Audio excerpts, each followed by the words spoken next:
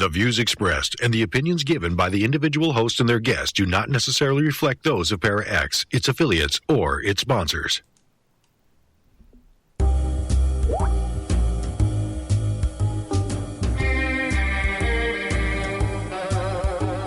Step outside of your comfort zone.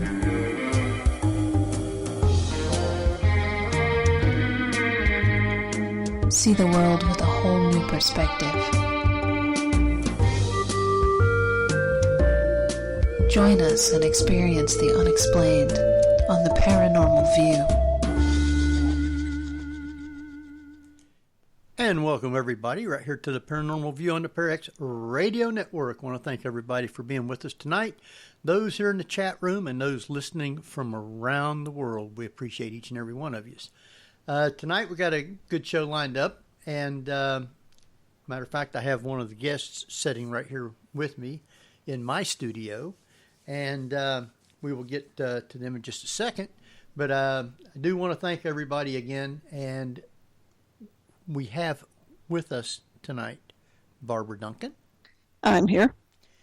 And we have Tiffaney Mason with us. Good evening, everybody. So if she's not loud enough, let me know and I'll doctor it up. But she should be. Of course, she has to learn to get close to the mic. She's afraid to talk for some reason, like it's going to bite her. It makes me nervous. Well, we do have quite a few people in the chat room. I know we had said we was going to have the Ghost Brothers on, but they are at a convention, Scarefest in Lexington, Kentucky, and they wasn't able to get away from their booth to be able to do the show. So I am going to tape an episode with them later next week, and then when we have an open air date, we will play their show. So we will have them on. I talked to them, and everything's going good. And with that, I guess we're just going to kind of like open everything. Yeah, have a conversation. Anybody in the chat room, if you have a question, you can private chat to H. Foister or Ceiling Cat. We will get those answered. We're going to have another guest come in about 9 o'clock to be with us also. I'm not sure how many people knows him. I've heard of him. I've been with him in Mid-South a few times. It is Jason Snyder, so we will have him come in. He wanted to come in and be with us too. So we'll have all kinds of things to talk about, and I'm sure Barbara's going to have tons of questions. Tiffaney, she does investigations with me sometimes. I am the scaredest psychic medium you will ever meet. But she is on track. So, I mean, when you go with her, she's going to tell you things, and surprises me a lot of times. So that's pretty interesting, I tell you. So with that. Yeah, well, first of all, how was everybody's full moon Friday the 13th? Well, yesterday at work, things were very, very interesting. And, you know, I kind of knew going into the day that things were going to get a bit dicey. It did not disappoint. But about 9 p.m. last night found me laying in my driveway, soaking up the full moon. And I tell you, it was so peaceful. There was not a feeling of chaotic energy or anything. It was just, I don't know, like releasing, if that makes sense. Yeah, it was a beautiful full moon, too. Those of us who could see it. Yes. Nice and orangey when it came up. I didn't get to see it at that point because by the time it got to our tree line, it was up a little higher. But it was so full, though. And I'm like, yes, this is a good fall moon. I'm okay with this. Yeah. It is. And unlike some people believe, Friday the 13th wasn't supposed to be an unlucky day. It was actually very lucky for most people. It was only until, the Knights Templar, they all got rounded up on a Friday the 13th. And yeah. So that made it unlucky, huh? Well, for them, Yeah. most definitely. I've never heard this story. Can you tell me more about it? The King of France, it seemed, owed the Templars a lot of money, and I mean a lot of money. So he pretty much went into cahoots with the Pope back then. Now, understand the Catholic Church back then was more political than it was now. Okay. So what they decided was to round them all up and accuse them all of being heretics What? and devil worshippers. When in fact they weren't. They were more bankers than they were anything else. That is crazy. Now, I have heard that the Knights Templars were also like early forms of Masons as well. Like they worked together, but I don't know the validity of that. Pretty much. They all went in. It was like a holy crusade. They were generally single men, although that's not always the case. And they pretty much escorted pilgrims to the Holy Land. That was their thing. But to do that, they had to have money and to exchange money back and forth, the different currency of the different areas. So they would barter and sell money back and forth. So they basically became bankers. That's very interesting. And yeah. so the King of France at that time, because he owed them so much money, instead of paying them off, he rounded them up and executed them? Yeah. Was it done at a specific location, or was it done just like at groups? No, because they were all in different areas. They were all the way from Scotland all the way back to Jerusalem. So they would round up as many as they could. The leader at the time was Jacques de Molay. And these people were not just rounded up and killed right then. They were beaten, tortured, made to sign confessions that they were indeed worshiping the devil, and most of them were burnt at the stake. So kind of like our Salem witch trials. Mm-hmm. Yeah, pretty much. Anybody had heresy at that time. Yeah. Wow. Mm-hmm. Wow. I did not There was know that. another group called the Hospitallers, which were under the umbrella of the Templar Knights. They were the ones that, like, they were that's where the term hospital came from, and they were also rounded up, I believe. Wow. Yeah. So not very. And you know, that's so interesting that it had such a lingering effect that the Knights Templar and the Hospitaller, I think is what you called them, their legacy has lived on. Yep. And nobody would really think of the King of France at this point, you know? Yeah. So. Yeah, Templars got a bad deal on the whole thing. So. And then, of course, it was a good day for the people of France because that was the day they stormed the Bastille. Oh. Yeah. And so, the bread riots and all of that. You got it. Okay. I was a history major. That's what my degree was for. But I only did the United States, so Civil War through World War II. I'm not too much into international history, but I remember a little bit from the French Revolution. Mm-hmm. Okay. Me and you need to talk. So, yeah. Friday the 13th was actually a very fortunate day for a lot of people. So, unless you happen to be a Templar Knight. Well, I was so busy yesterday that it kind of just slid right on by me. I didn't even realize it was the 13th till it was almost over. So it was so hot here. By the end of the day, it was like needed to be basted and sprinkled with Parmesan cheese at the end of it because it was hot. That's funny. Wow. But, that's kind of what happens when you have full moons. Although this one, it was at its, I believe it's the perigee. The moon was the farthest away it's going to be from the Earth. At that time. Wow. Yeah. As opposed to a full moon when it's at the apogee, which is the closest.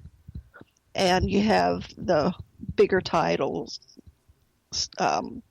height and more storms, etc. So, but all in all, it was an interesting day. So other than the heat, did you have a good Friday the 13th? Yeah, I basically stayed at home and out of the heat. That was nice. Nice and relaxing. Played with the kitty cat. Yeah. Wasn't fortunate for the cat, though. She got her flea medication. So. Poor kitty. Yeah. Helpful hint, do not give flea medication drops to a cat on a full moon. Oh, my. Yeah. So we know that Tiffaney is a psychic medium. Are you a sensitive or I wouldn't call myself anything. I don't use terms like that, Henry. I know what I know, and I see what I see, and that's it. I don't label. Well, that's doesn't good. make any sense. Well, that's good. I mean, I don't do either one. I don't feel anything. I'm not one that sees things. So, Barbara Duncan, can you hear me? Yeah. Can you hear me? Yeah. Yeah. You have to be up close, though. Sorry. I know that you said you don't do labels, and I totally get that, and I respect that. I was wondering, though, so do you see spirits or do you feel them? I know you said you get your information. I was just wondering what senses you use. You know, sometimes it comes to, like I was telling Henry, there was that term at the Brookdale Lodge where I stuck my hand in a cold spot, and it was just more like seeing what had happened. And, you know, I don't know what you call that. I don't hear ghosts. Mm-hmm. I hear noises. I guess everybody hears hauntings. So, yeah, whatever you want to call them. So, in case people's not familiar with that, why don't you tell people about the Brookdale Lodge? Brookdale Lodge is in the South Bay of California. It is now turned into a hotel and spa. It used to be it started off as a lumber mill, and then it turned into a hotel with a bakery and a restaurant in it. Very well known among the Hollywood elite and also the mafia. And they would come up, people like, Marilyn Monroe and Frank Sinatra. Okay. That whole group, yeah. It's nice. It has a really nice restaurant with a brook running through it. And the brook, supposedly, the owner of the hotel had a young daughter named Sarah, who was playing in the brook, slipped and fell on a rock, and was killed. I was going to ask you, when you had said the Hollywood elite, if you meant like old Hollywood, you answered my question, yeah. And that's amazing. So I grew up in Wheeling, West Virginia, mm-hmm. and it was, it was a boom town for a long time. It was the starting point west from the 1700s through like the 1820s. But then it became a coal and steel town because it was near Pittsburgh, right? But they had a lot of like bootleggers and different things in that era. So from the 20s to the 40s and all of that, there's a old theater there called the Victoria Theater. And they have the Capital City Music Hall. So how you're describing the lodge there, those places have the same feeling, obviously minus the cool running water through it. I mean, let's just be real. That's pretty awesome. But isn't it so interesting? You had mentioned the cold spot, how you can go into an environment and everything looks the same like it normally would, but then you turn a corner and it's different. Oh, yeah. Does that make sense? Do you get what I'm saying? Yeah, like turning a channel or putting a filter over it. Yeah. And at some point, I don't know if you ever saw a Woody Allen movie called Midnight in Paris. No. But at midnight, it turns back time. What time does he it would go go back from to? Modern Paris to Paris of, say, the 1930s. And what is this called again? Midnight in Paris. Midnight. And I think that's what you're talking about, where all of a sudden you turn a corner and, hello, who are you? Yeah. And Yeah. so for me, because I see the dead, sometimes when I'm at a location and, I'm just there just because I'm there, not that I'm doing an investigation or anything, I will turn and I will see somebody and it'll seem out of place to me, but, people dress however they want to dress, so you don't pay it much mind. But then your other senses go off and then you realize, oh, I'm looking at something that's not here, which makes me question, are they aware of their surroundings? Is it like a loop or, residual kind of thing? So, and I've never had an opportunity to question them because it happens so quick. Like you said, it's like the flipping of a channel and then it's gone again. It's weird. Well, I often wonder too, especially with bootleggers, because they have usually the tunnels that they were smuggling barrels through off of ships, etc. Mm-hmm. And, it's always you're hyperactive. You're hyper aware, I should say, which makes you more focused. And I think when you start getting energy like that, it leaves a stronger imprint, if you know what I mean. Yeah. Do you ever watch the History Channel at all? Oh yeah. Okay. So several years ago, probably at least 10 or more years ago, they had a program called Haunted History.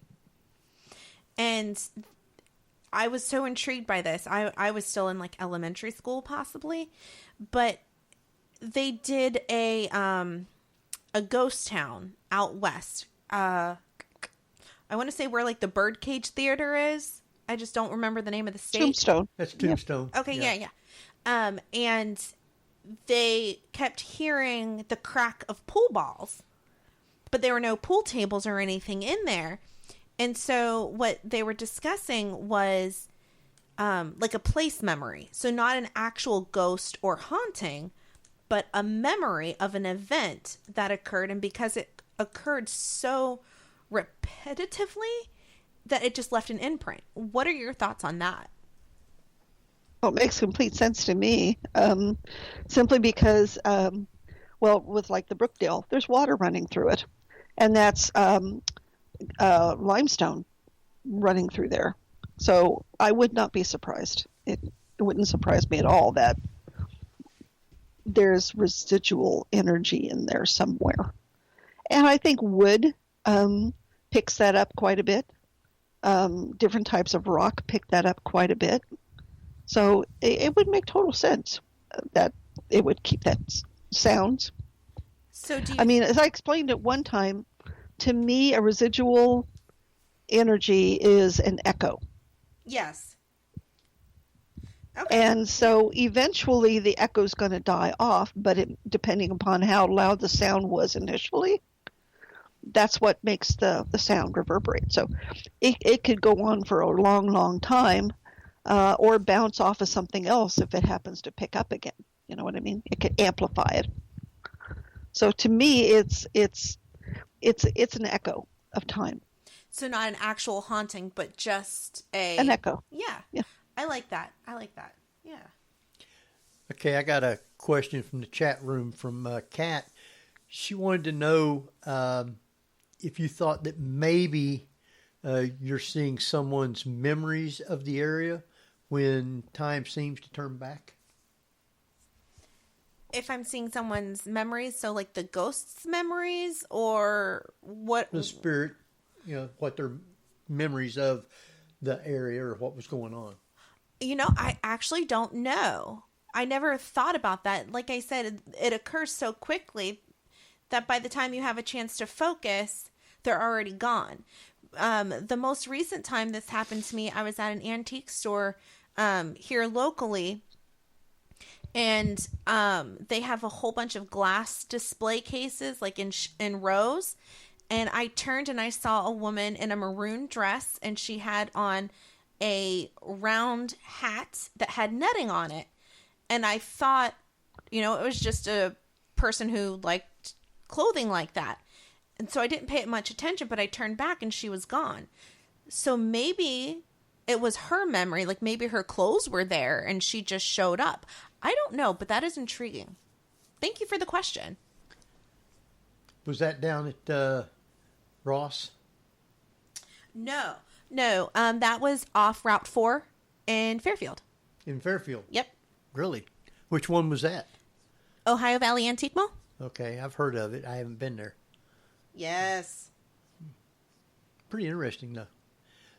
I don't know. I feel that when you pass, your spirit is still there in wherever the memories that the spirit still has. I think it can go to wherever it wants to. Yeah. And it's still living in that time. That's why I think that when a lot of people sees a spirit that is got old clothing or they're doing something, it's them they see things in the time of when they passed, not the way things has changed now. Yeah. Because a lot of times people will say they see a spirit go in like through a door, but there's no door there and stuff. To them, back when they was living, that probably was a door there. I actually just did a home reading for somebody here in where I live. Can I say where I live? Yeah, I don't know. Is that weird? That's fine. Here in Hamilton. And they had invited me out. It was this married couple, and they had purchased the house, and they were going to flip it and rent it. But they were experiencing activity, and this gentleman kept meticulous notes of all the stuff that had occurred. He wrote down time, date. He took pictures if things were happening. But it got to the point that neighbors on either side of the property were coming up to him and saying, hey, we saw an upstairs light on. We knew you weren't there at the time. Did someone break in? Da-da-da. So they invited me out to walk the property, and I picked up on two spirits. And the woman downstairs was going through the wall, but where she was going to the bathroom that was on, like, you would have to go through the kitchen, through the laundry room to get to the bathroom where she's going, through the wall. And I couldn't figure out why she was just walking into the wall.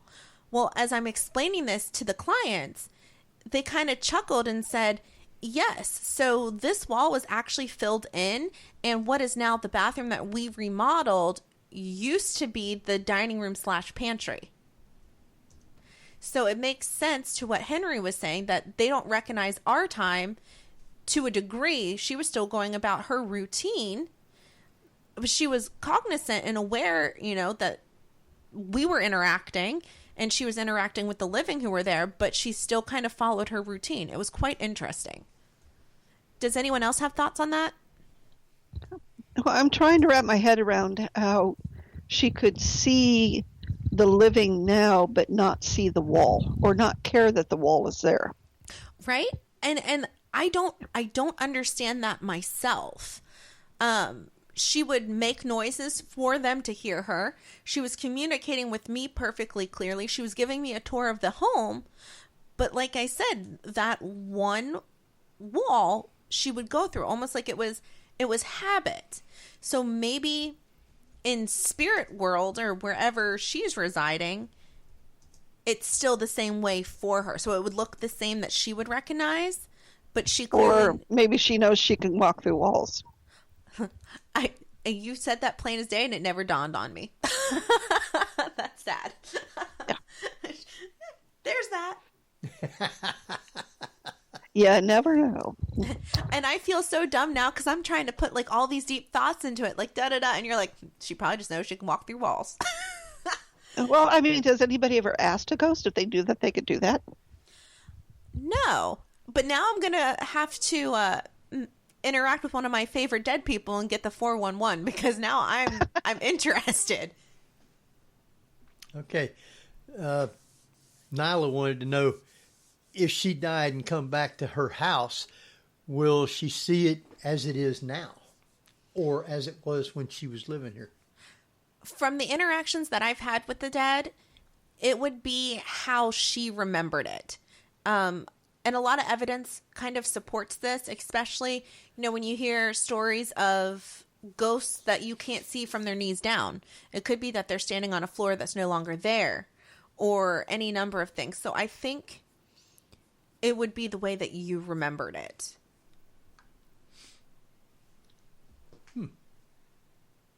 Interesting thought. Yes, very much so. And I think that's why a lot of people sees a spirit interacting with something else, right, and doesn't notice them. Yeah, and it could be entirely possible if you have a table light that keeps getting knocked over, and you have no idea why. Well, the spirit in their time may not see it, and so they're bumping into it, and they're probably wondering what they're hitting on their side that they can't see. Right. Are you still there, Barbara? Yeah, I'm just trying to contemplate. Yeah. She's trying to wrap around that. Well, one. it's also interesting that they can walk through walls but can knock things over, and how are they doing that? Yeah. And it kind of is interesting if it's a matter of will, that they can knock it over, because obviously they don't have the mass to do it. Right. They don't have the mass to move a ball across the floor either, but how are they doing it? Do you think that could come through telepathy or thought? It kind of would have to. It is not unheard of. I mean, if you talk to people who practice Tai Chi, and some of the Buddhist monks that use Chi energy, they can move objects. It's amazing how much energy gets projected out of their hands. So it wouldn't surprise me one bit. Very interesting. I like this conversation because it's posing a lot of questions that I've never considered asking the dead. You know, a lot of times when I do readings for clients, it's because they're wanting to communicate and connect with their loved ones on the other side. And so a lot of my readings pertain to that. Yeah, I'm going to have to get out my dead person Rolodex and be like, okay, what you know? Okay. Barbara, Jason said he can't hear the show. None of his 4 devices won't play the sound on the page for some reason. Do you have any ideas for him? Yeah, he might want to check the other sound buttons at the bottom of the page. There's like 3 lines. If you hit one of those, it might work. There's also, if you're on a tablet, there's a gear sign up in the upper left-hand corner, I believe, that will change the sound. Otherwise, go to, what's it called? Nokia. Like the old cell phone? No, there's a broadcasting system that works. Right. There's Nokia. Yeah. Oh, okay. You can also use a Paranormal Radio. We broadcast on that as well. Right. Right. Well, so, Jason, if you're listening, I hope that helped. He jumped off. He's working on trying to get sound. Okay. So he'll be back on, though. We're going to have him on a little bit later.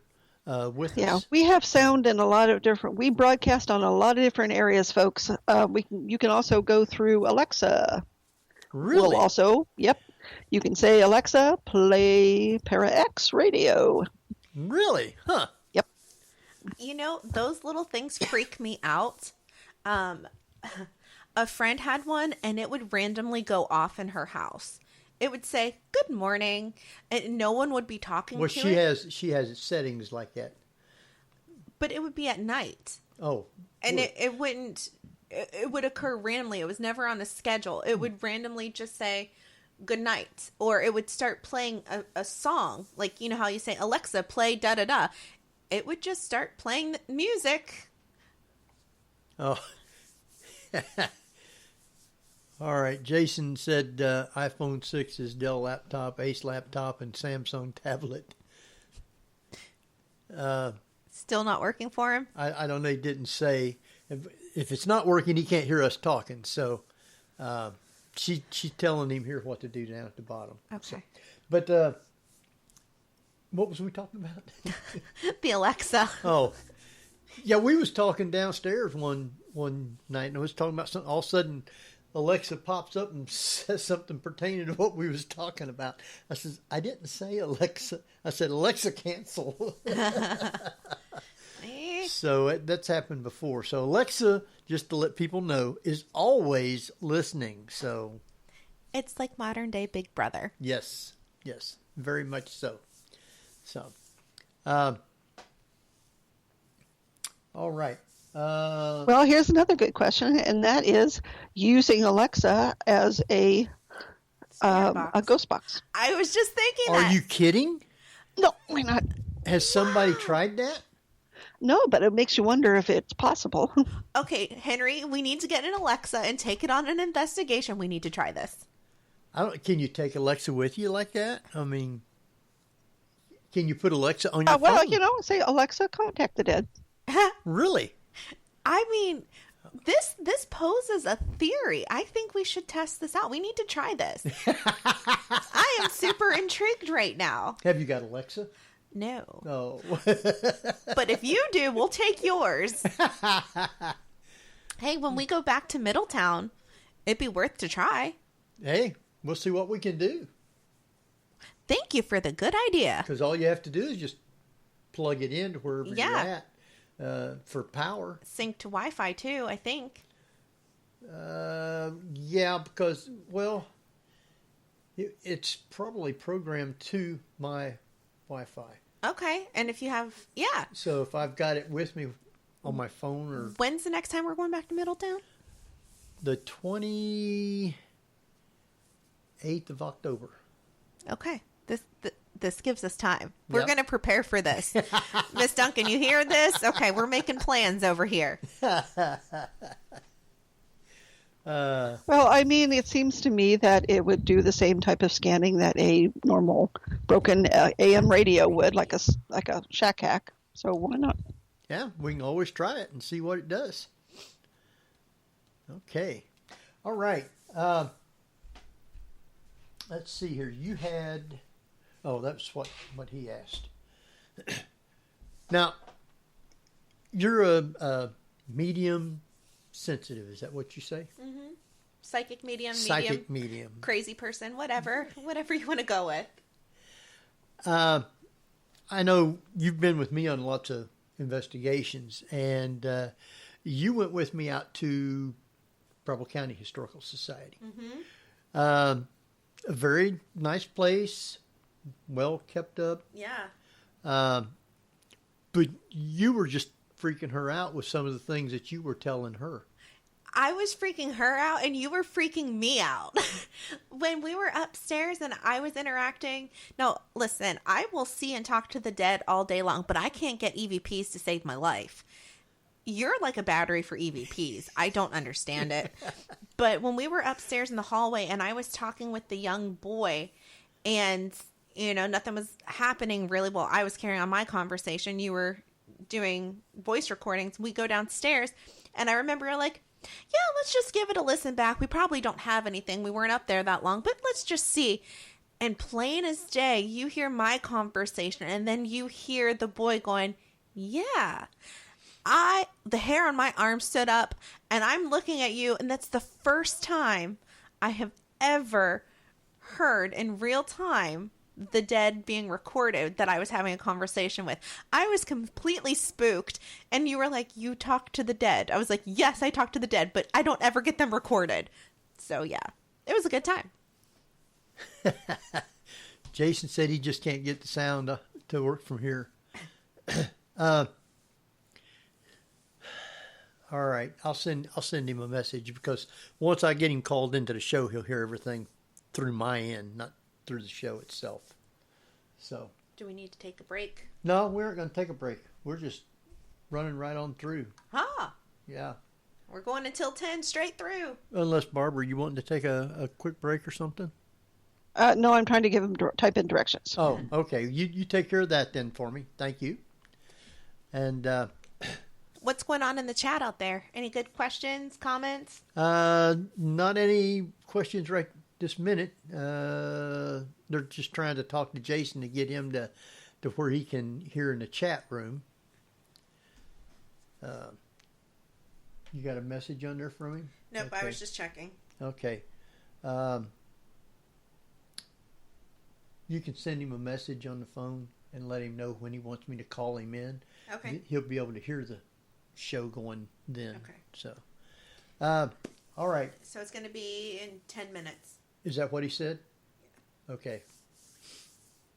I'll call him in 10 minutes. So, we have any questions out there? I mean, this is pretty interesting stuff. When did you find out or realize that you had the ability to see spirits and talk with them? So I started seeing the dead when I was little. It was never a question of are they real or not. It was so commonplace for me that I never had to second guess it. My mom told me they're just dead. They won't hurt you. Go back to bed. So, okay. And I did my best to tune it out. Growing up, you don't want to be singled out, especially for the wrong reasons. So for the longest time, I tried to ignore it and wished it would go away. I had a active spirit when I was young, all the way up until I moved out of my parents' house, that really bothered me. I could only ever see parts of him. I could see that he had on a overcoat, like a suit coat with the white undershirt. I could see that part, and he had a fedora. I could never see his face.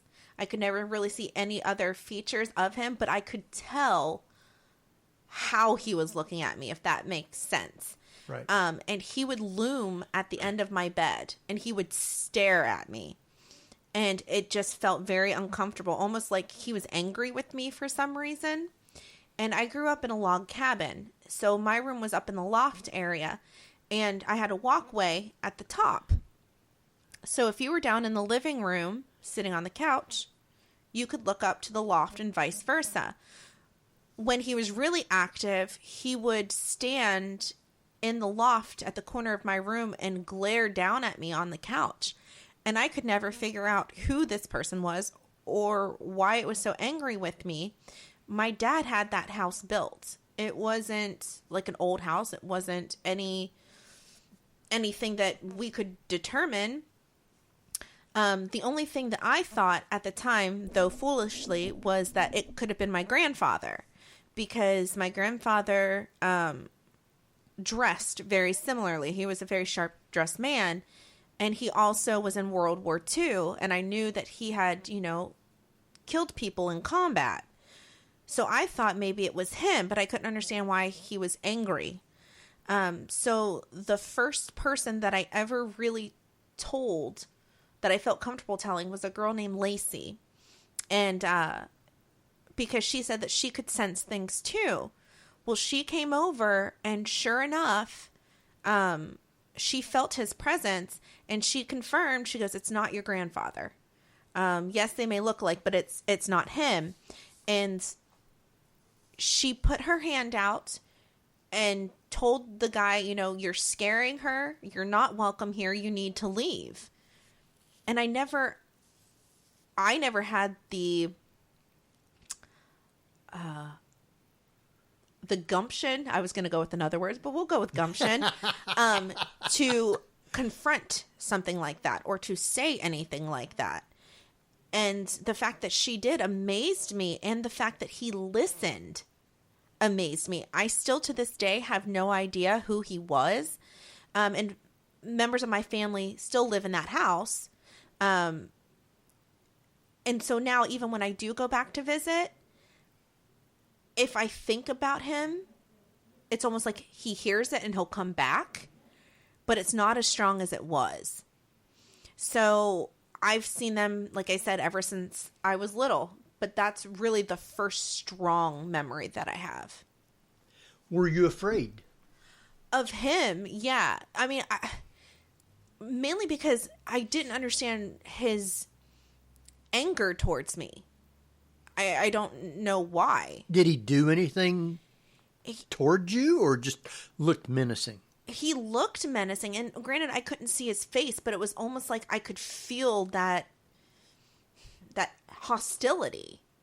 And the way he would loom at the end of my bed when I was in it was almost like he was standing over me, like in a dominance position. And I didn't like that. I mean, I started experiencing him when I was 10 or 11, all the way until I moved out when I was 19. Wow. Yeah. You know, that sounds an awful lot like what they call the men in hats. I've never heard of that. The dark, shadowy type things with the broad rimmed hats with the red glowing eyes. I never saw his eyes. Yeah. And a lot of times you don't, but it's just like a tall, like very tall, slender hat wearing person. So what would those be? Would it be a person or just a collective energy or It's interesting because nobody really knows, although it seems to be a phenomenon where they just show up. And it can be a different type of hat, a fedora or a wider rimmed hat. But I think there's several books on just men with hats. It's just like a shadow person, sort of. I am super interested in that because, like I said, the only person that I ever encountered that dressed like that was my grandfather. And so the time period that I had put this spirit in was in the 40s or 50s because that's the style of hat that he had on. It matched. Very interesting. Yeah, I mean, I guess there are people that claim they show up in times of crisis or before a crisis or during a psychological event. But that's pretty much it. Wow. Okay, so that makes... Okay, so when I was 10, my mom was in a near-fatal car accident. She was in a coma for a month. Okay. That could very well make sense then. So think of him as a human Mothman. I don't know what the Mothman is. Mothman is the guy that shows up when there's big disasters, like what's that town in West Virginia, Henry? Yeah, it was over. Yeah. Is he like a predictor of goodness or? No. He's one that I guess was flying over the bridge when it fell down over there, and a whole bunch of people got killed. Yep. So is he like a harbinger of death? I don't understand. Eyes. Or disaster. Yeah. Huh. Well, I wonder. But it seems to me that the men in hats were more personal. So maybe I'm trying to. I don't remember seeing him before Mom's accident. I remember him after. Yeah, and he that stayed makes the me whole wonder time. Often if this sort of phenomenon, whether they cause it or feed off of it. Oh, so he could have been feeding off of it because, and that could be why he stayed because, all of our lives were turned upside down at that point. And I mean, myself, my mom, and my dad, we would have been batteries for him. But I think he specifically chose me because I could see and interact with him. And he knew the fear that he put in me. Very interesting. And so that makes sense. And that could definitely explain why when Lacey, was firm with him and told him to get out, that he listened. Yeah. I mean, it's like that barrier there, huh? I am so intrigued. I'm writing this down. Men in hats. Men in hats. Or men with hats. It's hard to... I can't remember what they call them anymore, but... It's a big phenomenon. Even if you Google it, it'll show up like shadow men with hats on. Okay. Yeah, I'm going to look into that because I would really like to explore that further because honestly, it was scary. It was scary for me. And, my mom wasn't cognizant to ask questions after her accident. And my dad never believed in the paranormal. Not that he didn't think it was possible, but just that he didn't believe. And we always had things happening in our house, which I attribute to my grandmother, and I had confirmation on that. But so many things would be going on in our house, and I would get blamed for it. But it wasn't me. And that occurred all the way up until I moved out. And the only time my dad ever mentioned anything about paranormal was after I had moved out, and he only ever said something once, and that was it. Wow. And they do bring up a good point in chat in that it used to be a fashion. Men wore hats constantly. It was a given. Right. And it could be that some of the ghosts, are the men who keep wearing hats. I'm talking about a different type of phenomenon. These are more like a dark, shadowy figure that normally will show up at a time of crisis. Now, could it be your grandfather or a loved one in the family that always wore a hat? Yes. But these tend to be a little bit more menacing. Yes, exactly. In nature, yeah. And yeah, like I said, I originally thought it was my grandfather because that's what he wore, but I couldn't figure out why he was so angry. But now you saying the men in hats thing, and it puts it into perspective. So I don't think it was a family member. Interesting. Yeah. So have you ever seen or sensed that the house itself has a personality? Yes. And it goes back to something you said earlier about wood, because I grew up in a log cabin. I mean, we were surrounded by woods. We had 100 acres. And there were times when I would get home late at night and it would feel off. Almost like a buzz, like a buzzing sound, just looking at the house. And I knew my parents were inside and they were, asleep in their bed. And even that didn't bring me a level of safety. It was like the house was watching me watch it. But it was very few and far between. But I remember feeling like that. Now, what about the house communicating? What do you mean? Do you think that a house can communicate? I don't know. Makes me kind of wonder in situations like hotels, where there's been so much activity, so much energy in there, that kind of makes you wonder if the house itself can have a personality to it. I mean, I guess it's possible, especially for hotels because of the nature of the business. But our house was built for us, by us. So I don't think that it would have had enough time to accrue its own juices, I guess, is the word. Yeah, I know what you mean. Yeah. But you think in like writers have sort of hinted at it. People like Stephen King with Rose Red. Yeah. And Shining. Oh, have you seen Room 1408? Oh, yeah. With John Cusack? That movie gives me the heebie-jeebies. Like, so we have Muzak at work. I don't know if you're familiar with what that is, but it's like a satellite. Oh, yeah. Okay, yeah. And the song that plays on the alarm clock will play at work, and I look around like, does anybody else feel this weird? Jason said he finally got it. Welcome to the party. Better late than never. Just as I'm getting ready to call him in. So, Barbara, I'm going to call him, and if for some reason it knocks us off, I'll try and get you guys back on, or get you back on anyway. So, let me go ahead and call him, see if I can get a hold of him. Dun, dun, dun. That's like my favorite sound. I know I did it at Middletown too, but yes.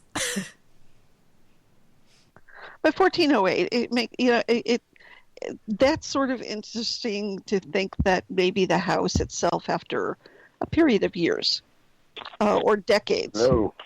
All right, we got Jason with us. Hey, buddy. Hey, how we doing? Welcome to the party. Better late than never. You can hear now, can't you? Man, my gosh. Yeah. Actually, I have no idea what happened. It was the strangest thing. I tried to get on with my phone, which is the most convenient thing, and then I went to my tablet, and I'm like, geez, this isn't working right. I don't know what's going on. So I was like from one device to the next, and 4 of them didn't work.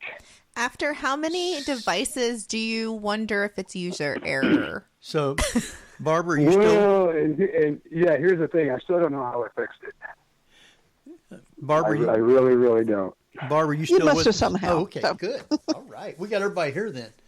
So, we have- Jason, tell us a little bit about yourself and what it is that you do. I love that question. Well, first of all, I guess the best way to describe me is I'm a paranormal investigator, I guess, is a good way to do it. I'm also an event promoter, and, I like to do all kinds of other things, fun things, paranormal. Things like, I do host murder parties, dinner parties, and things like that.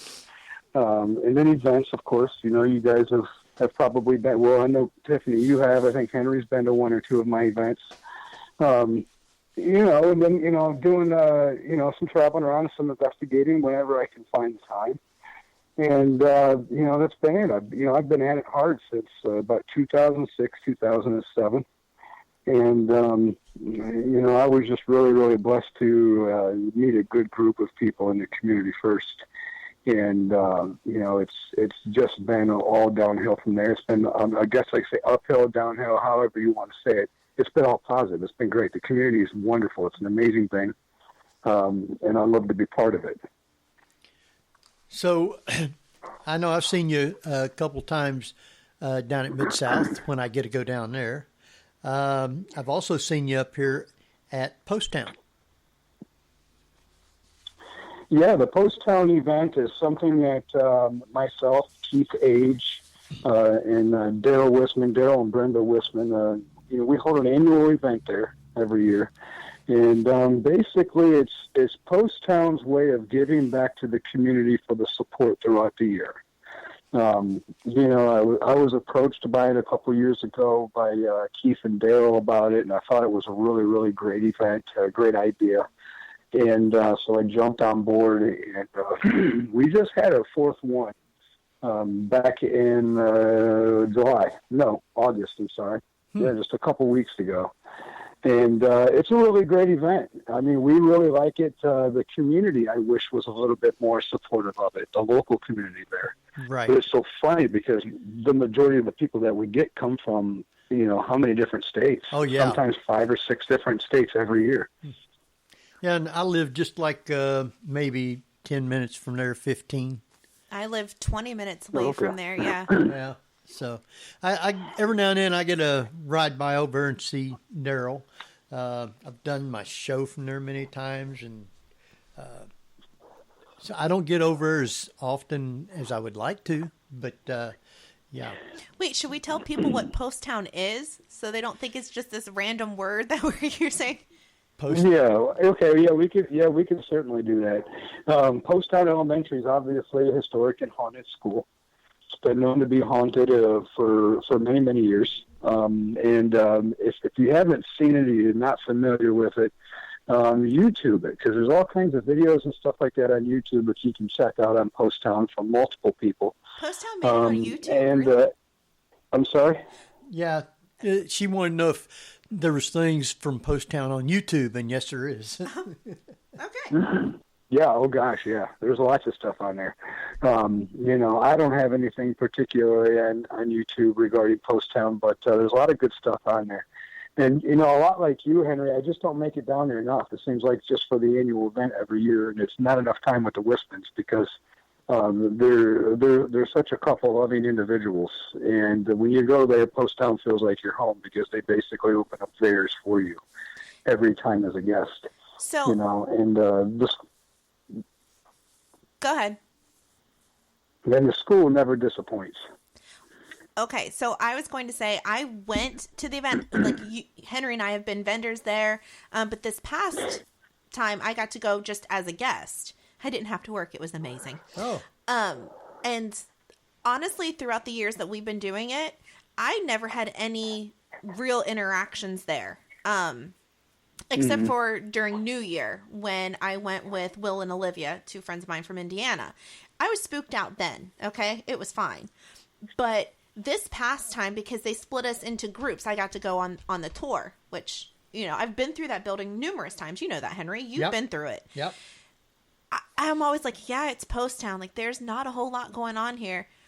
Let me tell you, we were in this hallway, and, we're looking down the other end, and plain as day, I see somebody walk horizontally as we're looking vertically. And I said, nope, I'm out.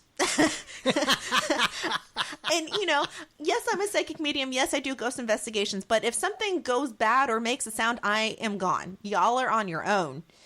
But Jason was the leader of our group. And I had decided that I was going to try and scare him because he doesn't get scared. So he says. So I'm like, okay, we're in the corner of this hallway and the group's over here. And I'm leaning with my back against the wall where the steps would come up, right? And I can still hear them. And I'm close enough to the group where I'm not so isolated that I feel afraid. But I'm preparing myself like Jason's going to walk down this hallway. I'm going to walk out and I'm going to scare him, da-da-da-da-da. And then we start hearing noises, like voices, and this clicking sound.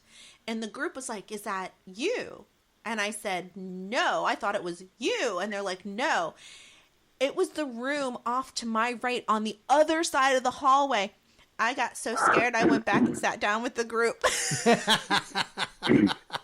Yeah, now let me go ahead and kind of fill in a little bit on this. Now, you got to understand, I do the investigation every year at the end of the event. And this was one of those nights that I honestly, looking back even till now, I said, this is without a doubt one of the most active evenings I've ever seen in a school because, most of the people out there who are listening know you just can't turn the paranormal on like a light switch for most people. When you have that many guests and to be honest with you, I want to say we had about 20 for the whole school, which wasn't terrible, but you want everybody to have that experience. Or a experience. And it seems like every single guest that night had something. And it was funny because you were listening to the individual groups, and some of the groups were, without even talking to the other groups, were talking about, certain activities from certain areas. A lot of them were, the same areas. They were literally matching, they were literally saying, hey, in the doll room, this happened. And I was like, that's funny because the other group that was just up there said the same thing. So it was overall, it was a great night. Like I said, all the guests had some sort of an experience, whether it was a personal experience, whether something was captured. And yeah, it was a lot of fun investigating with Tiffaney too, because I think we've known each other now for 3 or 4 years, and we've never investigated before together. And now you get to see what a scaredy cat I am. Investigate with quite a few people for the first time. It was a great night altogether. Oh, okay. So I guess the question is, now that there's a ramping up of ghost shows on television, do you think that a lot of the people who come onto the tours these days are genuinely interested, or are they more looking for the thrill of a ghost? Well, in my personal opinion, I think it's a little bit of both. And, even as somebody who's been investigating as long as I have, in the beginning, it was wanting to, find answers, and it was a little bit of both. You wanted to have that experience, you wanted that feel, you wanted to know what it was like, and you wanted to have something to be able to go home and tell people about. That's for sure, and, even for me, even today, like Tiffany said, I don't claim to get scared. I've been rattled more than a few times. And to be honest with you, I actually still enjoy those moments when they happen. I don't know about you guys, but I know I do. So I think that the people that are coming for a little bit of both, to be honest with you. Well, I won't go into a place by myself. And all I can say is when I'm in a place, don't be between me and the door. I'm with Henry on that. We will exit together.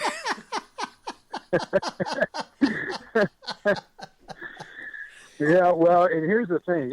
When those moments happen like that, and every single time that it has happened, there's been people that's witnessed it. I'll be honest with you, those moments weren't pretty as far as being able to, walk with a strut after that, because if each time that I can think of where something literally jarred me, the last time that it happened, I literally jumped back and forgot that there was a wall right behind me. And I hit this wall, and I fell straight on my butt, and in front of about 20 people. Wow. But that's, but here's the thing, though. I honestly felt like somebody was screaming in my face. Just in my face. Where was this? And although this was actually, believe it or not, this was in a police training facility. What? Okay? It was an old naval training facility. Then it was taken over in Fort Wayne by Fort Wayne Vice Narcotic Division. They had offices in there, and they did training inside of here. Okay, you need to give us the story now. Night, I'm sorry? You need to give us the story now. Like, we need to know what happened. I'm actively listening. So it's a place that had been rumored for years to be haunted. Okay, we knew that it was occupied by the Fort Wayne Police Department. Basically, it was an old school, and then it was a naval academy, and then it was a police training facility. Okay, now when you drive past it, it looks just like a school. Okay, so I was digging around in local areas that I wanted to investigate. It was kind of like on this folklore thing. And I said, you know what, this thing's been hanging around Fort Wayne for a couple of years with stories. Let's get a hold of who we need to and see what's up with this place. So we get a hold of Lieutenant Zelt. And he, at that point in time, I want to say he was head of Vice Narcotics Division, I think was what his entitlement was. And he has an autistic son who had been having instances in there and had came back and was freaking out and had complained that he had seen a man in the shower. And that was one of the stories of a man that was in the shower or in the locker room, in the men's room area. And apparently what the story was is that there was a guy, a janitor, if you will, I suppose, who was an alcoholic and was mean to the children, and he eventually had committed suicide in the school. Now, all that was unsubstantiated, but here this police officer had an entire vault on his computer of things that have been witnessed by other police officers and other people who have captured things on their own devices in this place. So everything ranged from photographs that you couldn't explain to something walking past doorways to voices being recorded to his autistic son, which he knows very well. He's like, he's not the kind of guy, he's not the kind of kid, he's 12-year-old autistic kid. And he's like, he's just not the kid who would come in and just say this. I mean, his son was down in a locker room after playing in the gym while his dad was working in the office. He's playing in the gym. He's getting late. He tells his son, go in and take a shower. His son goes in and take a shower. Next thing you know, his son is standing in front of his office door, down the hallway, 2 wings away, dripping wet in a towel and shaking and talking about a man yelling at him. Now it's like, 10 o'clock at night. So the officer gets up and goes out and looks, does some investigating around. Nobody's in the building, So that was just some of the stuff, that had happened in this place. And at one point in time while we were investigating, we actually got a lot of kudos from the cops, because the cops that were coming in to do their office work on the third shift, they were checking out all of our equipment, and they were pretty impressed with all the high-tech gadgets that we had and everything in the school, which was really neat, because it was, these are police officers, who what I would call credible witnesses, very logical people. And, here these guys were telling us stories about these things that they've experienced in this place at night, and it was just really awesome. So we're in the locker room. We're actually standing in the shower. There's about 16 of us in this area, about 5 other people outside the door. And I'm leading an EVP session in there. And everybody just heard it. It was like a loud, like breathy, but it was in my face. I felt the warmth in my face, like somebody was standing right in front of me. Wow. And I literally jumped back and forgot that my back was already against the wall. I was like 4 inches away from this wall. And then my feet slipped because the shower was wet. So then I fell on my butt. And so it was a comical moment. But at the same time, people, I was like, did anybody else hear that? And, 5 or 6 people were like, yeah.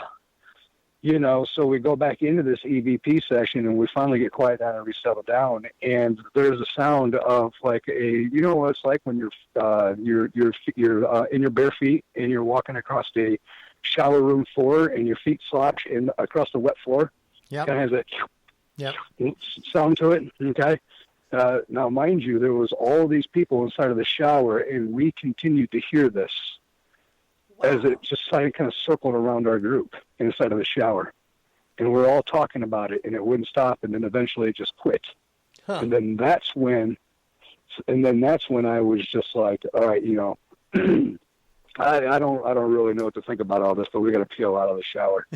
And that was a moment for me that I literally had to go outside and smoke a cigarette and get some fresh air, because it was just one of those things that you just don't experience things like that. I rely on a lot on physical evidence and personal experience, and that was one of those that, really, really shook me. And it didn't matter that it happened in front of people, because it really, everybody else that was there was freaked out too, so. But we did get some EVPs. We did see quite a few shadows throughout the night. I heard things moving in the rooms, like desks and chairs scooting and things of that nature. A really interesting place. And since then, and that was about 6 years ago, since then they've now torn the school down. And what they've left is they've turned it into a park, and they've left the archways that went into the schools. They left those erect as landmarks to the school. So you can still see the 4 stone archways that stand there with a park in the middle. So it's a pretty cool place, but it's no longer there. And where's this located? Fort Wayne, Indiana. Fort Wayne. Is that where you live? Yes, sir. Okay, I know where Fort Wayne is. I know where Indianapolis is. I don't venture into Indiana. Right, well, for any of those people who don't know where Fort Wayne is exactly an hour and 45 minutes north of Indianapolis. So we're the second largest city in Indiana. Old, too. Yeah, there's no doubt about it. It's a very old city. Here. Yep. Mm-hmm.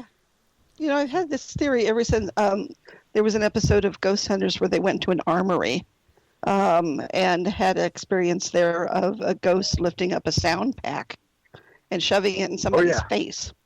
And it makes me and it makes me wonder if military bases and armories and police stations are a little bit more active, and simply because the spirits there were trained to focus their thought and attention on some things, that they could be a lot more effective haunting-wise for that reason. Yeah, I would suppose that could be a viable explanation. I mean, the same would go to things like theaters and churches. I mean, how many theaters do we know of? Well, we know that there's no reported deaths, but are just haunted as hell.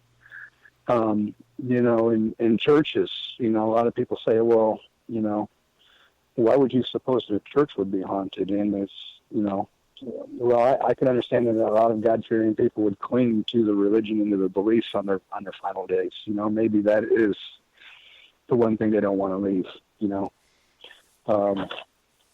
With Masonic temples, okay, the Brotherhood fraternity of the Freemasons. Masonic temples all across the United States are haunted for whatever reason. Some of them there's been recorded deaths. Some of them there's never been a recorded death. But what is it? Is it the attachment? Is it, that's the amazing thing about the paranormal realm or the afterlife or the in-between, whatever you want to call it, is that everything right now is an infinite possibility. And I think that the overall consciousness of everything and everybody who's all involved in it furthers the knowledge. So, Jason, I have a question. Do you have any upcoming investigations? I do not. Currently, I don't. Okay. The reason excuse me, I got a bit of a cold. Oh, you're fine. The reason I'm asking is because Barb Duncan posed an interesting theory earlier when you couldn't figure out how to get on about using Alexa as a voice box. And Henry and that would totally be interesting. Right? So I've been telling Henry that when we go back to the Middletown Historical Society, we're taking his Alexa and we're going to try it. But I was going to say, if you have an upcoming investigation, maybe you could try it and report your findings. Well, I can tell you what, I'd definitely like to stay in touch and find out, what's going on with that. Because if it hasn't been attempted by the time I get to my next investigation, I'll definitely make sure that it happens. I'm really surprised that that actually anybody hasn't really jumped on that yet, to be completely honest with you. See, Barb, you're a genius. What's that? She said Barb's a genius. She's the one that brought it up. It's a good idea. Well, why not? It's another communication device, right? So, why not? Why not give it a shot? And I was just getting ready to say something. I kind of lost my train of thought. See what you did? Old age did it. Let's be real. Yeah, it's definitely old age. Yeah, it's definitely old age. I can't remember what I was going to say, but it was going to be something along the lines of technology in communication. Oh, okay. I'll tell you. So me and a coworker are sitting in a work truck the other day, and we're on our way to a job to do, right? And we have our GPS on. So we have arrived at our destination, and the GPS says, you have arrived. And so, okay. So we pulled over in front of the house, and we're sitting there, and we're, looking at the house and talking about a game plan, what we're going to do when we get started on this job. And then all of a sudden, out of the blue, the GPS navigator lady says, I don't have a photo of you in my wallet.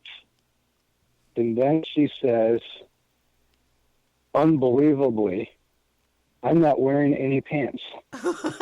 And we just looked at it, and we just looked at each other and was just like, the hell did that come from? Where'd that come from? I mean, I wonder what you and your coworkers are up to. It wasn't Siri off of the phone. It was, so it wasn't something that you would think just, I could see Siri saying something like that if it thought it heard something. But first of all, like this thing was analyzing our conversation automatically. We hadn't even touched this GPS device. It was just sitting up on the dash. So it automatically picked up what we were saying, and then, thought that maybe it was answer. I don't know. I've to this day, I've never been able to figure out how this thing. I didn't even think that the GPS navigation lady even had a vocabulary like that. You just said that we just chalked it off as the government. Hold on, listen. We just really like it's the government. You just said she was analyzing your guys' conversation. So why would you and your coworker be talking about not wearing pants if she was analyzing your conversation? But you see, that is what the whole mystery was. We weren't even talking about pants. We were talking about this house and this job. We were nothing at all that we even said. And that was just it. We couldn't figure it out. And, we couldn't understand what the big, she said literally, I don't have a picture of you in my wallet, and I'm just like, where the hell did this come from? I don't know. We chalked it off as the government. We're just like, look, it's probably the government. Tomorrow we'll log on Facebook and there'll be advertisements for pants all over our timelines. So, and wallets. Wow. Which is, I didn't even think GPS is even interacted. That's exactly what I was saying. I didn't either. Exactly what I was saying. I had no idea. Exactly. I thought all their stuff was already made up to start with, according to the GPS where you was located at. Yeah, well, that's kind of what I thought too. And look, this wasn't on an iPhone either. This was just on an older model Android phone. This thing, it was just the weirdest thing. We had no idea either. We couldn't believe it. We couldn't believe it. And that's not the first time that she started talking to us either, by the way. But that was by far the most profound thing that she said, that we're just like, where did that come from? Who knows? Wow. Who knows? Maybe it's paranormal. All right. Barbara, I think we ought to take a break or just keep on going. Up to you. Well, I'm going to take a brief break, and I will be right back. Okay. Then why don't we all just take a little break here? That's okay. And I'll let I'm Jason. okay with whatever. I'll let you know, Jason. During the breaks, your microphone or your phone will be live. So, As will your GPS. So keep it quiet. Just don't say anything during the break, and you won't hear any music or anything on the break. So just don't say anything, and you'll hear me talking when we come back. It'll be about 3 or 4 minutes. Just leave it where you're at, Jason, and walk away. All right, Barbara, you want to take us out? Okay, folks, you're listening to the Paranormal View here on ParaX Radio. Join us in the chat room at paraxradionetwork.com, #/chat, and join in the conversation. We will be right back after a few messages. Whether you're listening at home, at work, or anywhere, thanks for making ParaX part of your day. Your source for everything paranormal, ParaX. And welcome back, everybody, right here to the Paranormal View on the ParaX Radio Network. I want to thank everybody for being with us tonight. Those in the chat room and those listening from around the world, we appreciate each and every one of you. And speaking of around the world, Barbara, where do we have listeners at tonight? Tonight they're in the United States, the United Kingdom, Canada, and Australia. All right. That sounds good to me. And we have with us Tiffaney Mason. Hello. My mic's not turned up. Oh, sorry. Okay, try it now. Hello, everybody. And we have with us Jason Snyder. So, Howdy. Howdy. I want to welcome everybody back. Howdy. So, this is your first time being on ParaX, isn't it? I believe it is. I do. I believe it is. At least recently, anyways. I think it's definitely our first time on with you, Henry. That's for sure. It is, yes. I keep trying to get more and new people, and then when I start trying to book dates and stuff, I'm looking around. I know 50,000 people, and it's hard still to get them. So we were supposed to have. I was going to have the Ghost Brothers on tonight, but they're in at Scarefest, and I talked to them a little earlier tonight, and they're going to try and set a date up next week to tape a show for me. So, I actually Googled while we were on break. So Post Town is doing an event coming up. It's a con. Did you know that, Henry? No, I didn't know they was going to have a con. Jason, did you know that? SuperCon? Yeah, you knew about that? Yeah, it happens actually every year. Well, it has for the last, I think, 3 years now. Yeah, I mean, from what I understand, it's a really cool event, too. I mean, I've never been there. Who is it runs it that always one? happens at a really crazy time, but... Do you know who runs that one? I don't. I don't. I think that it's... I can't remember. You know, Daryl and I talked about it when I was there. And, I hear so many names, that it's really, really hard to remember. But I don't remember who runs it. Well, they had 3 floors full of vendors last year. I was at it. Mm-hmm. I talked to the guy because normally I would go, but he said that they wasn't going to have it this year. So I don't know if they're really going to still have it because he was supposed to let me know, and I haven't heard anything. As far as I know, it's on. Okay. Because Daryl was talking about it while we were there at Post Town. Obviously, we're doing a little bit of promoting for it, at the Post Town event there. So, but I do know that it's happening this year. But other than that, I don't know much about it. There's a con going on about 40 minutes away from me here in Fort Wayne this weekend, called Warsaw Paracons in Warsaw, Indiana, and John Zaffis is there, and Grant Wilson is in town, and Dustin Perry, and I guess the Race Chasers and a few other people are in town for this thing. I didn't know about it until like a month ago. And that's just really, really strange to have something like that literally right next door to where we are, and especially of that caliber, and not know anything about it. Hey, Henry, do you want to make a road trip tomorrow? Where are we going? Warsaw, Indiana. Jason, we'll go an hour out of our way just to pick you up, to take you to Warsaw. Well, ironically enough, I think that your opportunity's come and gone, because I think that today is the last day for it. But it's a Saturday. How are they not doing it on this? Know. I'm not okay with this. I don't know. Is that old jail?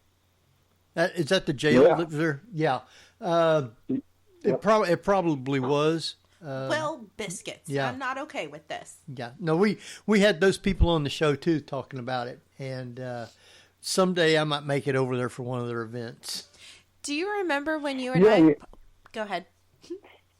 I said, I've never met the people before, I don't think, but they've been doing a lot of stuff up around Warsaw for several years. I mean, we're talking close to 10 years.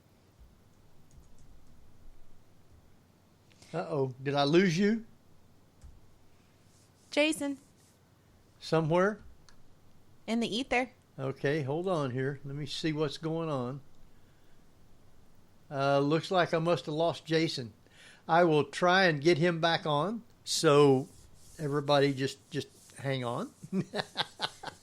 Wow, his technology. So, Barbara, you still with us, right? Apparently, okay. Yeah. West Indiana's hopping today. Yeah. Let me see if I can get him back on here then. So, you guys go ahead and talk. Don't let me stop you. Well, okay.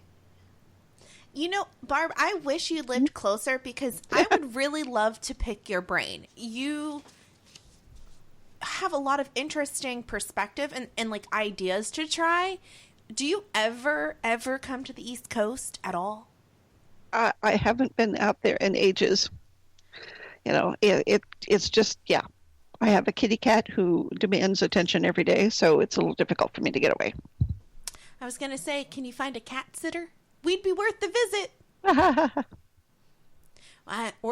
Maybe Mr. Forster and I can take a plane or a train and travel out west and come visit you. Well, he has this magical 6-hour train trip that gets him to...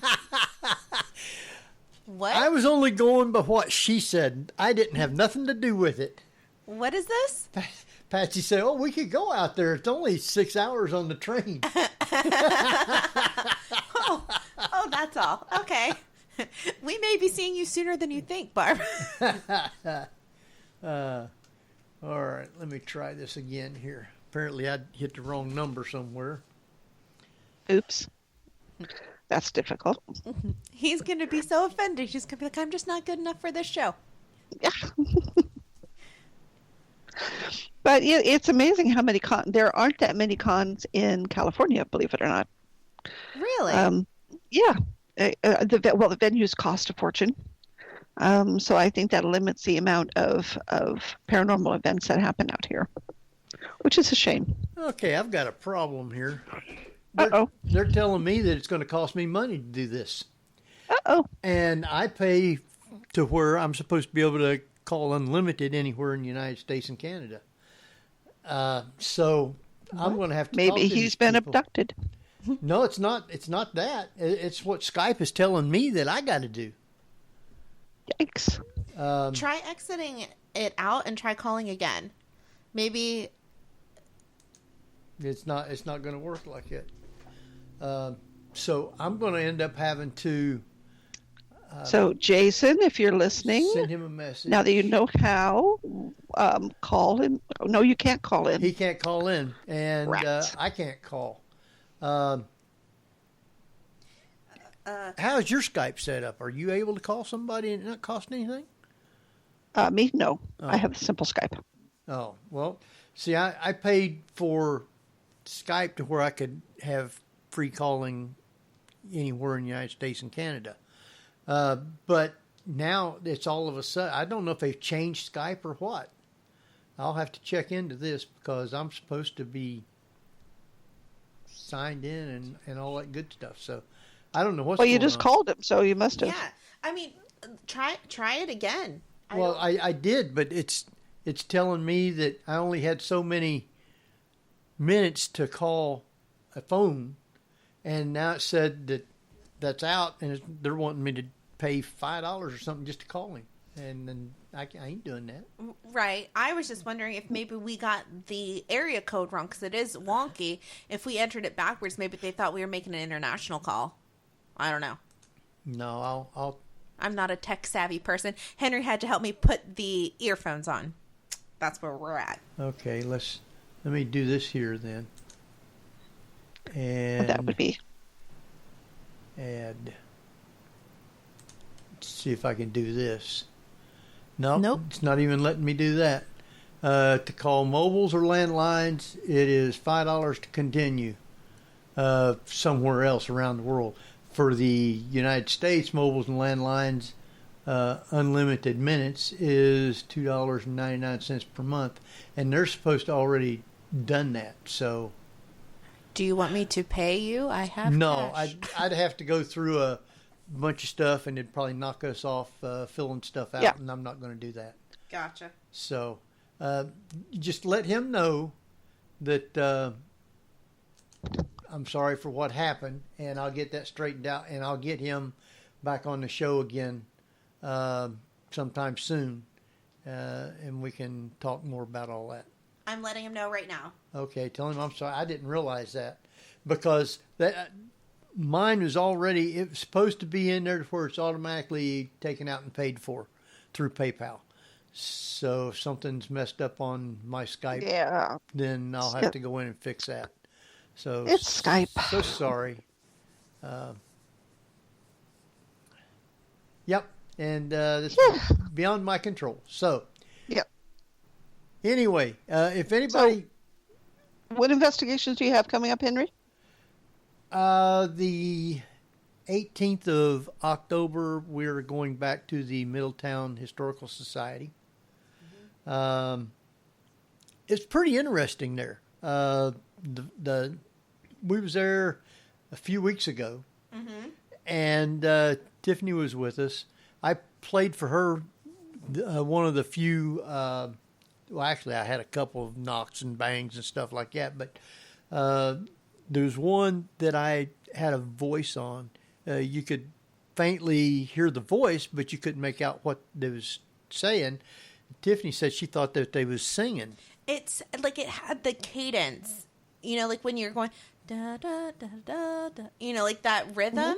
It's what it sounded like, but you can't hear words. I swear it was almost a lullaby though of some sort. And it wasn't just a word or something like that. It was almost, I don't know, 4, 5, 6 words, almost like a sentence or something like what she was saying was singing.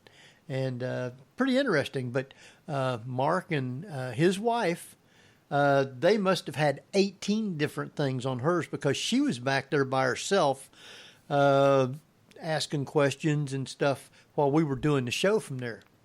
And they had quite a bit of stuff, which was pretty interesting. I mean, she actually was getting answers to questions that she was asking.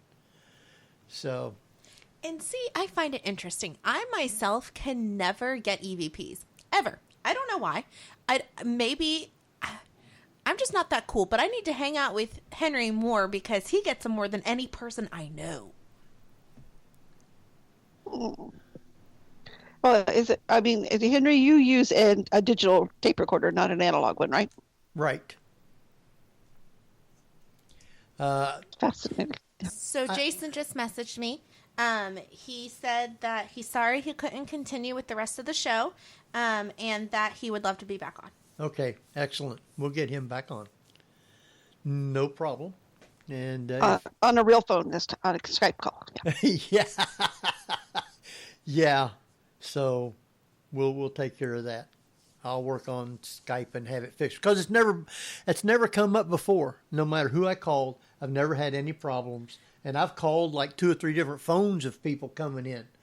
and it's never said anything like that to me before. So, Yeah, Skype. yeah. Do you Gotta love remember the time that I tried logging in because I was supposed to be on the show? And Barb, you were on the show at that time too. And it took me an hour, a whole hour, because I could not connect. I tried from my computer. I tried from our tablet. I tried from Joe's computer. And nothing worked. It was awful. Yeah. Some people just is not savvy. Hey! Oh, it, Hey! No, we love Tiffany. So, yeah, it's I've got that, and I'm supposed to be setting something back up out at Preble County. I haven't got anything yet with her on that. I haven't been out there for a while to actually do a whole investigation. I mean, I go out there sometimes, and we'll go upstairs and just try and talk to the little girl and stuff like that, and ask questions, but I haven't really been out there to actually do a good investigation. I wonder if Cat Cloco, Cat Cloco Yeah. would be interested in going. I think she and I would have fun doing it together. She has never been to Purple County. We need to make this happen. Make this happen, Henry. Make it happen. Be interesting. now, Henry, have you been to Mansfield? Yes, I was there with Para X had an event there, and I was there with Tim Shaw, and one of the guys who worked there took me and Tim Shaw to places where most of the other people wasn't able to go to, which was really interesting. What are you taking pictures of? My headphones and how they're sitting weird. Oh. That's what I'm doing. Simple things amuse some people, don't they? I am a simple person, Henry. Yeah, so I have been there. The only thing that I actually got, because it was an event, you had people all over the place, so you weren't actually going to go in there and expect to actually get stuff. But Tim and I was on the ground floor out where the tier cells were, and you could be walking down that aisle, and you would get the sensation that somebody was up on the second or third tier watching you, looking down at you. But I was just at Mansfield too. I was back there in May, my first time there. yeah, Absolutely loved it. So Tri-C is a group based out of Cleveland, and they hosted an event there. They are an amazing group. If you ever get a chance or you're in the Cleveland area, look them up. But, you know, I'm fangirling out like I kind of did at Gettysburg. But, you know, I'm like, wow, this place is awesome. Shawshank, you know. But let me tell you, they have a beautiful serene pond in front of the prison. You know what I'm Right. talking about, right, Henry? Yep. And so it's May, and you know, there's a lot of ducks in May. Or there are geese that you think are ducks, and they're actually geese. So where I'm going with this, and Barb, you're going to get a chuckle out of this. I'm on a break in between readings, and I'm outside, and I'm looking at the pond, and I love ducks. I love rubber duckies. I have a whole collection. So I see these little baby ducks, little goslings, I think is what they're called. And I'm like, oh my God, they're so fluffy. So I go to pet said duck. I got chased by a goose. Wings fully out. And I did not know that geese hiss. So you will see me, and I'm sure somebody got it on camera at some point, this crazy girl running and screaming from a goose, getting chased in front of Mansfield Penitentiary. Oh, yeah. As a matter of fact, they have guard geese. There's such a thing as guard geese because geese make great protectors. They'll chase you like you wouldn't believe. I believe it now. But I'm just saying they should not have their babies look so cute and cuddly if they're not able to be pet, okay? So now you get a T-shirt. I got goosed at Mansfield. Yeah. I got goosed at Mansfield, huh? I mean, I do have a Mansfield shirt, so maybe I can ask them to add that to it. Yeah, Mansfield's if you had a small group that you could take in there, the guy that took me and Tim around, he took us to a whole bunch of different places and was telling us some of the stories. The shower area. He said guys will get pushed and a lot of other different things happen in that area. There are certain cells if you go into, you can get EVPs, and you can also get harassed or pushed or something like that. So there's a place up on the top floor where a lot of people don't get to go, that there's still writings on the wall that inmates up in the attic. The inmates wrote on the wall different things, and I took a whole bunch of pictures of some of those. Very interesting of some of the things that they wrote and the time period and the things that was going on. They used to have, it was so overcrowded that they had beds up in that area. It wasn't a cell; it was a whole room that they would put inmates in. So it was for overcrowding. Mm-hmm. And I got to go in there as well.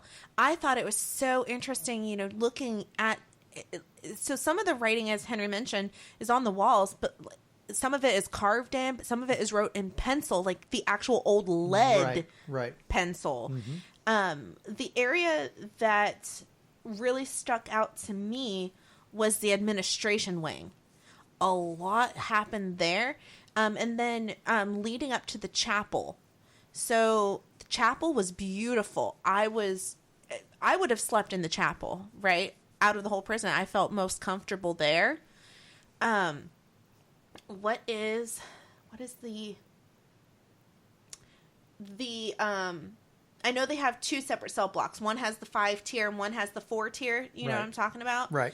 The one that has the 5-tier, and I don't know if it's because you feel the residual energy or if it's just because the scale to height ratio is so skewed, but it felt overwhelming. And I can only imagine what the guards felt like. I mean, knowing that, easily they were 100 to 1. Right. I mean, I couldn't imagine the sheer volume of noise that would come out of that place. And I heard, too, that some of the inmates that were actually in the prison when it shut down were transferred to the new prison right behind it. So they got to look at their old prison. Can you imagine that? Yeah. Yeah, it was very,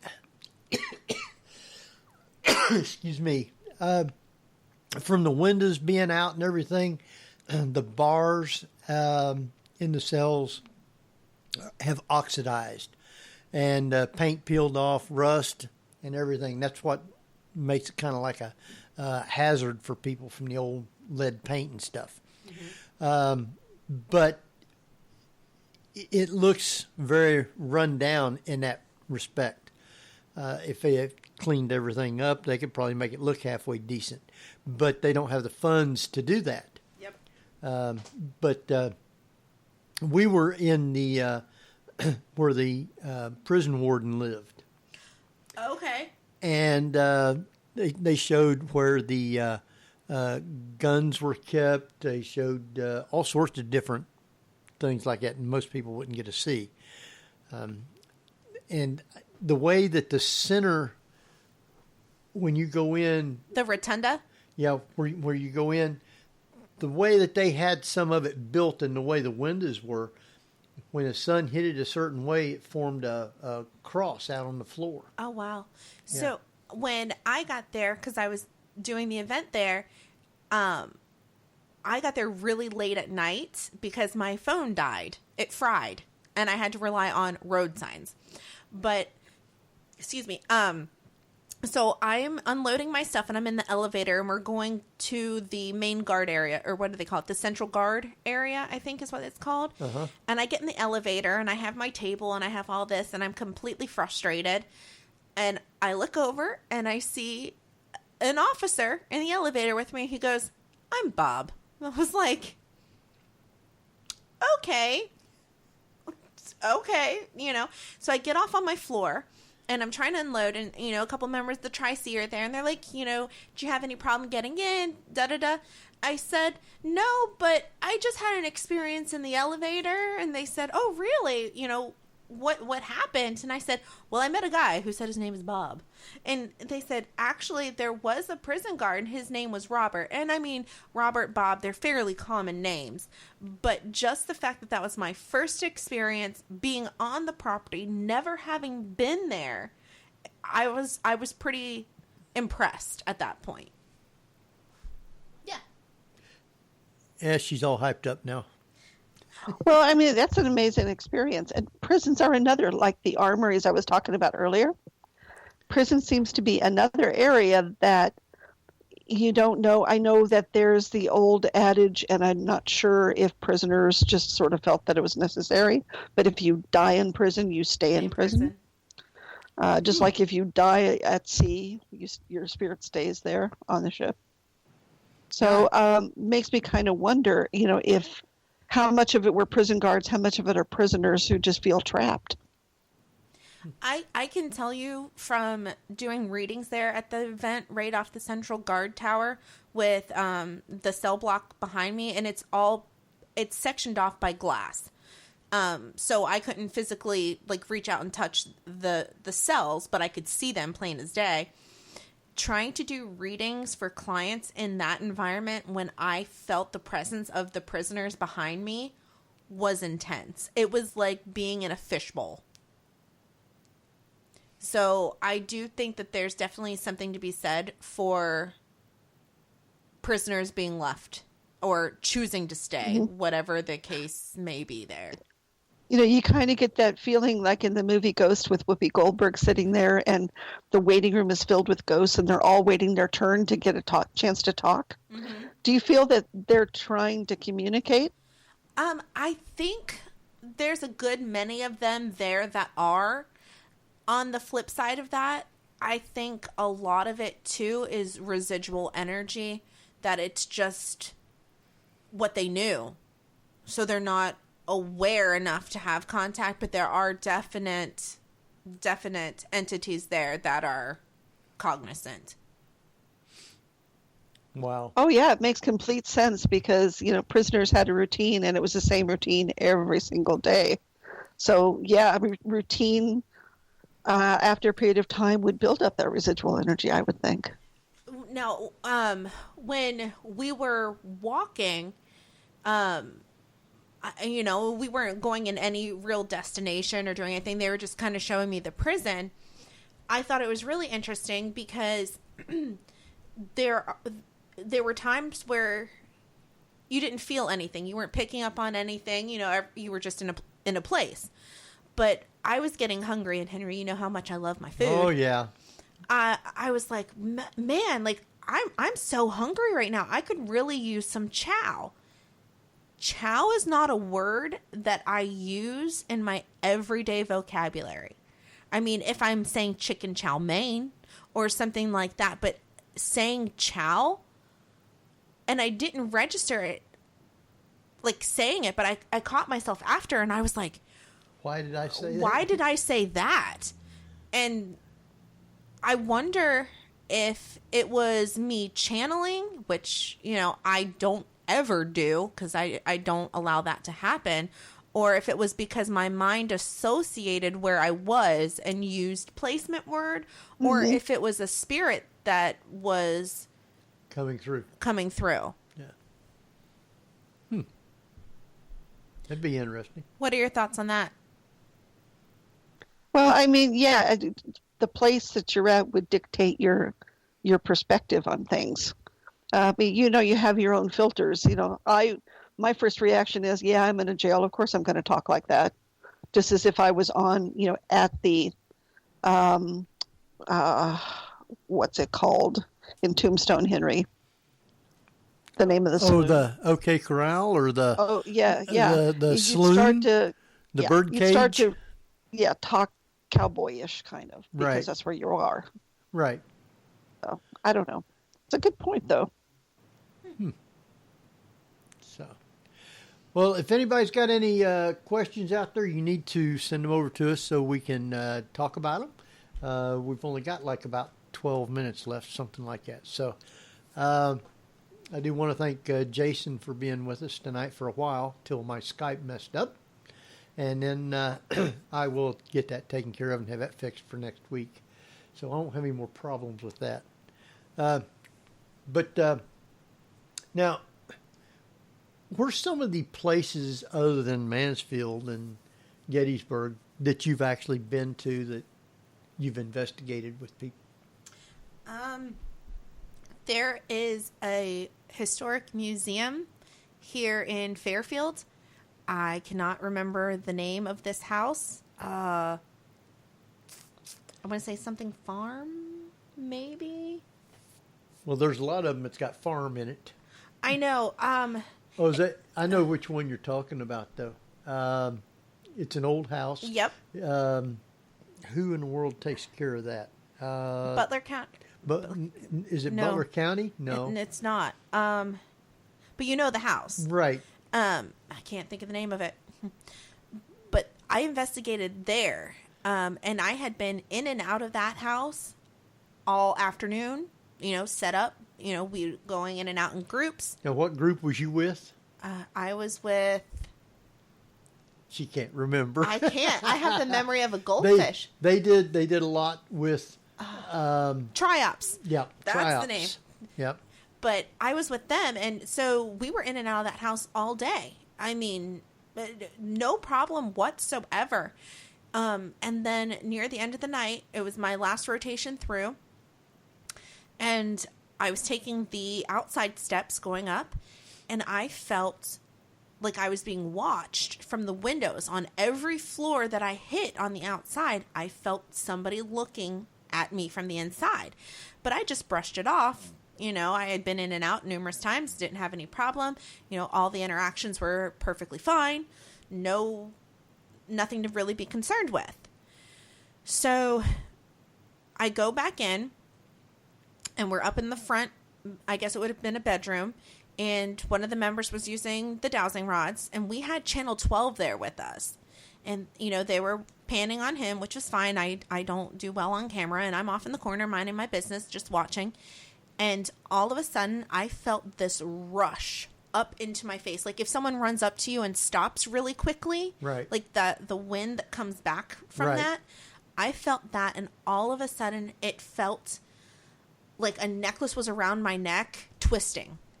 And I kept seeing a female, and she was super pissed. I have no idea why. I don't know what I did to her. I have any knowledge of anything at this point. Joe was with me at the time, and he heard me gasp. He drags me outside, and she is watching every step that we had taken. So we get outside, and he makes me hug a tree. I am not a tree hugger, but I have healthy respect for getting the energy off of you. Like it really works great. So I'm in the front of this house hugging said tree, and I look up, and this female is glaring at me from that window in that same room, and I have not been back there since. Not that I'm afraid to go back, not that, anything is really keeping me from going, except for a respect. Right. She clearly did not want me in there, and I'm going to respect her wishes on that. But that's one of the places that I've been with the group. Yeah, I don't think that group does a whole lot anymore. They're not together anymore. Yeah, and so all the places that we used to be able to go with them haven't been able to. And of course, Ryan's Tavern is no longer there. It is gone. So sad. Don Ryan was such an amazing person. I know. And the house down in Fairfield that you was talking about, since they don't do that stuff anymore, I don't know if they allow anybody to go in there or not. They don't, to my knowledge, and I'm Googling it. The Elijah Morgan House. The Elijah Morgan House, that's it. Yeah. Yeah. So. Now, what about that place that used to do the Halloween walk? With the different houses? Oh, you talking about Dayton Lane. Yeah. Yes. Uh-huh. They had been doing that like every other year, and I don't remember if it's this year or if it was last year. It might have been last year. It was last year. And I didn't get a go. I'd like to get in contact with them and try to find out where the host house will be, which is the house that's on the tour. That's the last house. They usually serve beverages to those who's on the tour, and I guess snacks. I'd like to be there and be able to talk to some of the people on the show of the different things, if they, the stories that they would hear going to these different houses that the people would tell them about. They also have some psychics that go too. I want to say last year or maybe 2 years ago, they had Victor Peruta. Yeah. He was doing readings, and if you're not familiar with who that is, he runs the Victory of Light Expo in Sharonville, and he also runs, I want to say, Body of Light Convention in Columbus. Right. He's fairly So he well didn't known. do tours. He actually was doing readings. Right, Yes. right. Yeah, the tours is done by the Dayton Lane Committee. The Dayton Lane Historical Society. And 1 year they'll do the ghost tours, and another year, I forget what it is that they have, but they do. They do the ghost tours, and then on the off years they do the historical home tours. Right. Yeah. So that's why it's only every other year. And Okay. during the year, they also have, you can buy a ticket. There's one day where there's houses that is open for people to go tour through if you have a ticket, where people is took and restored some of the houses, or they're still working on restoring the houses. And Patsy and I did that 1 year, and we haven't been back because it's a lot of walking up and down the stairs and then from one house to another, and it's spread out over like 3 or 4 different blocks. And so that'll kill you after a day in the heat walking like that, doing that. Yeah. But but they had some really beautiful homes, and some that wasn't so beautiful because people were still working on them. So, and they also had some that was, here, you can buy this for this amount of money. Yeah. I mean, it's a great community marketing program for sure, and I'm sure for realty purposes it would be amazing, but it's expensive. It is, yes. So, but we only did that for 1 year, and then we haven't went back. So, all right, we're down to like about 4 minutes. You got anything else? I haven't seen any questions come in from the chat. No, I was just thinking this time of year in the Midwest is usually nice and starting to get fall-like and, Not yet here. frosty. It was a balmy 86 today. Yeah, it's supposed to be 93 or something like that tomorrow. Yeah, and then 92 the following day or something like that, and then cools back to in the 80s with rain. Oh, that's not very fall-like. No, it'll be another probably week and a half, 2 weeks before we get any kind of a fall type weather. And I love driving and people have their Halloween decorations out, and I'm like, your ghost is going to melt.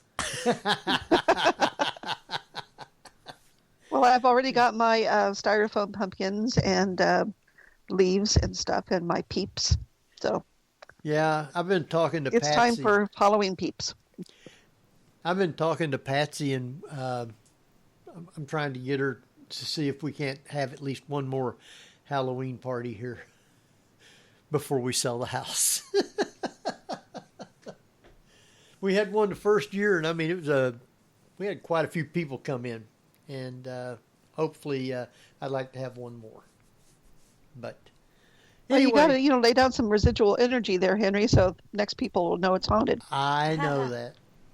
I got a feeling they will know anyway from the stuff that happens here. I mean, I haven't seen anything, but I hear voices and things like that. So we do know that.